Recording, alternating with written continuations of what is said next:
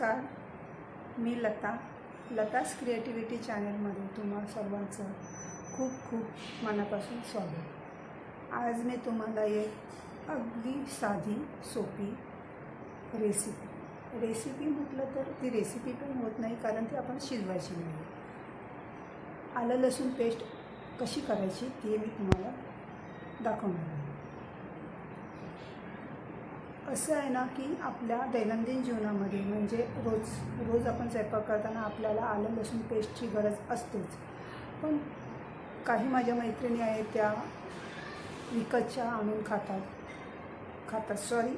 विकतचे आलं लसूण पेस्ट आणतात स्वयंपाकासाठी। त्यांना माहिती नसते कशी बनवायची, तर त्यासाठी हा आपला छोटासा प्रयत्न। तर चला आपण बघूया कशी बनवायची आलं लसूण पेस्ट। तर इथे मी एका बाउलमध्ये लसूण घेतले, आलं घेतलं आहे आणि पेस्टमध्ये टाकायला थोडं मीठ घेतलं आहे। लसूण पाकळ्या सोलून घेतल्यात, आल्याचे छोटे तुकडे करून घेतलेत। लसूण आणि आल्यामध्ये लसूण जास्त, आलं थोडं कमी प्रमाणात ठेवायचं।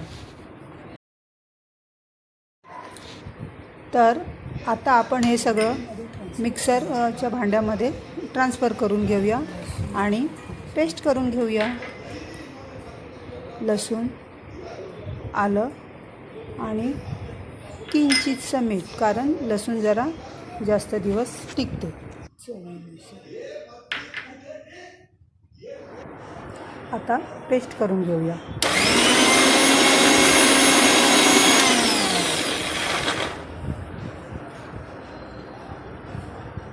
अशी 1-2 वेळा आपण खालीवर करायचं, म्हणजे पेस्ट चांगली होते।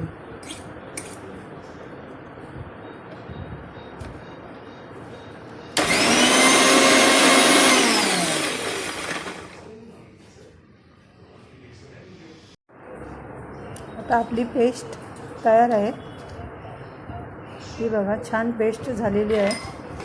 आता मी ही बाउलमध्ये ट्रान्सफर करते, मिक्सिंग बाउलमध्ये, मिक्सरच्या भांड्यामधून बाउलमध्ये ट्रान्सफर करते। ही बघा, अशी लसूण पेस्ट झालेली आहे आपली तयार, छानपैकी दिसते।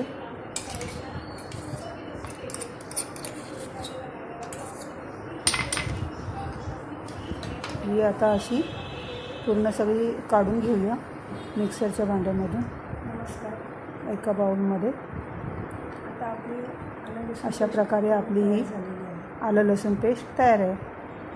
ही आलं लसूण पेस्ट तयार केलेली आहे ती तुम्ही आठवडाभर फ्रीजमध्ये ठेवून वापरू शकता।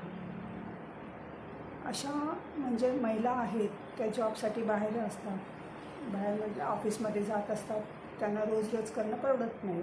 अर्थात ती रोज करायचीच नसते आलं लसूण पेस्ट, आठवड्याभराची तरी करून ठेवायची असते। तर आठवड्याभराची करून ठेवली तर ती योग्य आहे। तर मी जी आता जी पेस्ट करायची तुम्हाला कृती सांगितली, कृती दाखवली, ती तुम्हाला कशी वाटली ती करून बघा आणि कमेंटमध्ये मला नक्की सांगा। आणि हो, माझ्या चॅनलला एक सबस्क्राईब तर कराच। नमस्कार, आणि नेक्स्ट टायमाला आपण येऊया, परत भेटूया एक नवीन रेसिपी तुम्हाला करून दाखवते। तोपर्यंत नमस्कार।